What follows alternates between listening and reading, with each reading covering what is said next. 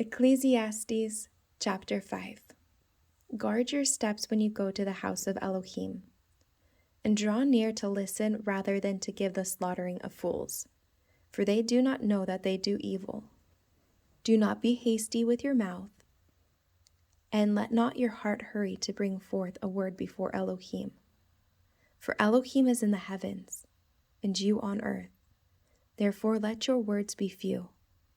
For a dream comes through the greatness of the task, and a fool's voice is known by his many words. When you make a vow to Elohim, do not delay to pay it, for he takes no pleasure in fools. Pay that which you have vowed. It is better not to vow than to vow and not pay. Do not allow your mouth to cause your flesh to sin, nor say to the messenger of Elohim that it was a mistake. Why should Elohim be wroth at your voice and destroy the work of your hands?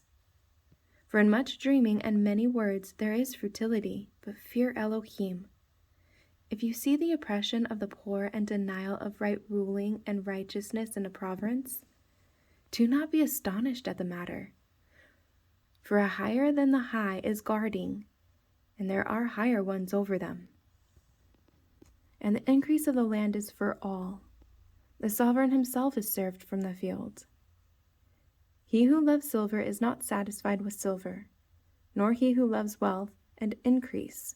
That too is futile. With the increase of goods there is an increase of those consuming them. What advantage, then, is there to their owners but to look on? Sweet is the sleep of a laborer, whether he eats little or much. But the plenty of the rich does not let him sleep. There is a sickly evil I have seen under the sun, riches kept for their owner for his evil.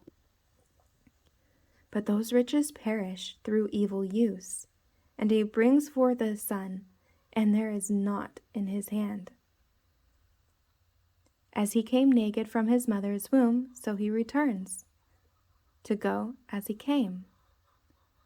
And from his labor which he goes into his hands, he takes now none whatsoever. And this too is a grievous evil.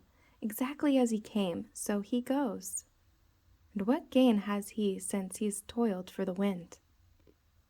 All his days he also eats in darkness, and with much sorrow and sickness and wrath. See what I have seen. It is good and beautiful for one to eat and drink, and to enjoy the good of all his labor in which he toils under the sun all the days of his life, which Elohim gives him, for it is his portion. Further, when Elohim has given any man riches and wealth, and permitted him to enjoy them, and to receive his portion, and rejoice in his labor, this is a gift of Elohim. Though it is not much, let him remember the days of his life, because Elohim bears witness by the gladness of his heart.